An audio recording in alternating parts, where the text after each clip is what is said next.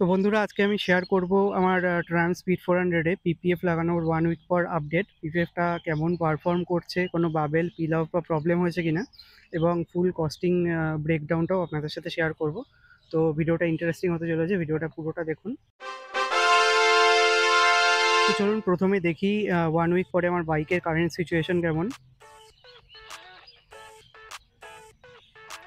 তো আপনারা দেখতে পাচ্ছেন পিপিএফটা প্রপারলি সেট হয়ে গেছে, কোনো বাবেল সেরকম আমি দেখতে পাচ্ছি না, কোনো কালারও উঠে আসেনি, প্রপারলি সেট হয়েছে যতটা মনে হচ্ছে। আর কালারটা গ্লসি এবং ফ্রেশও দেখাচ্ছে, যেরকম আমি চাইছিলাম।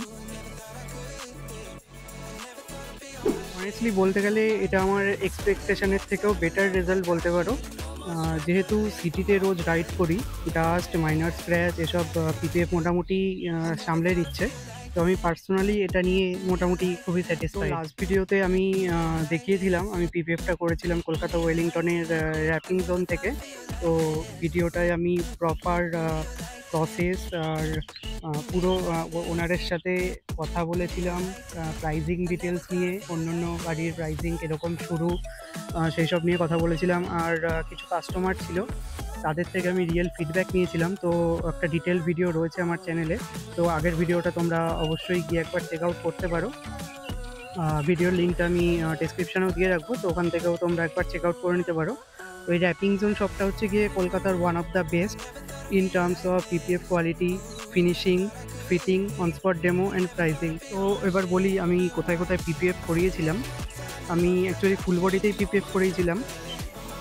আমি করিয়েছিলাম হচ্ছে কি আমার ট্যাঙ্কে PPF, plus full body means এই ট্যাঙ্কটা আছে, সাথে এই সাইড প্যানেলটা আছে, এই দিকের এই সাইড প্যানেলটা আছে, আর সাথে আসে হচ্ছে গিয়ে ইনস্ট্রুমেন্ট ক্লাস্টার, আর সাথে আসে হচ্ছে গিয়ে এই সামনের মডগার্ড। এই জিনিসগুলো, এই কটা পার্ট আমার পিপিএফ হয়েছিল। তো এখানে অনেক ধরনের পিপিএফ অপশান আছে, glossy, matte, anti scratch, anti yellow, premium brand থেকে মিড রেঞ্জ ব্র্যান্ড, সবই মোটামুটি আপনারা পেয়ে যাবেন। প্রাইসটা ডিপেন্ড করে বাইকের মডেল আর পিপিএফ কোয়ালিটির ওপর, আর আপনি আপনার বাইকের কতটা পার্ট কভার করছেন সেটার ওপরও ডিপেন্ড করছে। তো এবার আসি আমার ট্রায়াম্ফ স্পিড 400-এ কস্ট কত পড়েছিল সেটার ওপর। তো আমি যদি আমার বাইকের কথা বলি, আমি পিপিএফ করেছিলাম নার ব্র্যান্ডের পিপিএফ। তো আমার ফুল বডি করতে আমার টোটাল প্রাইস এসছিল 6000। আর আগের ভিডিওতে আমি বলেছিলাম, আমার দেখিয়েছিলাম যে আমার সাথে একটা পালসার N250ও গেছিলো, তো ওটারও ফুল বডি পিপিএফ হয়েছে, ওটার পিপিএফ কস্ট পড়েছে 6500। তো এটা বাইকের different area, choose and quality, পিপিএফের ওপর ওটা ডিপেন্ড করবে প্রাইসিংটা কীরকম হবে।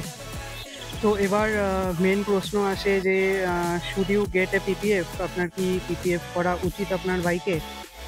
তো আমি যেটা বলবো, যদি দেখুন বাইকটা অ্যাকচুয়ালি সবার একটা শখের জিনিস হয়।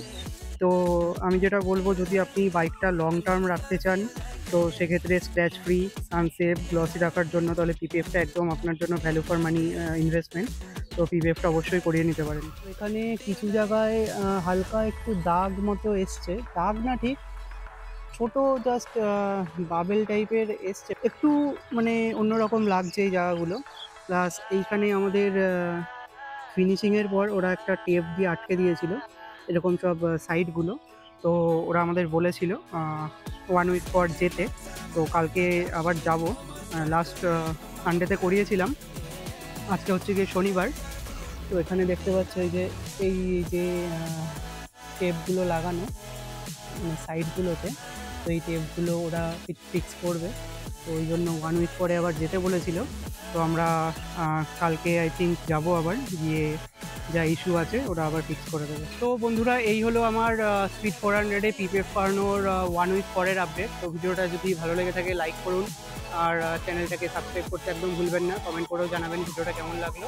আর পিপিএফ নিয়ে যদি কোনো জিজ্ঞাসা থাকে তো কমেন্ট করে অবশ্যই জানাতে পারেন। তো আজকের মতো বাই, দেখা হচ্ছে নেক্সট ভিডিওতে।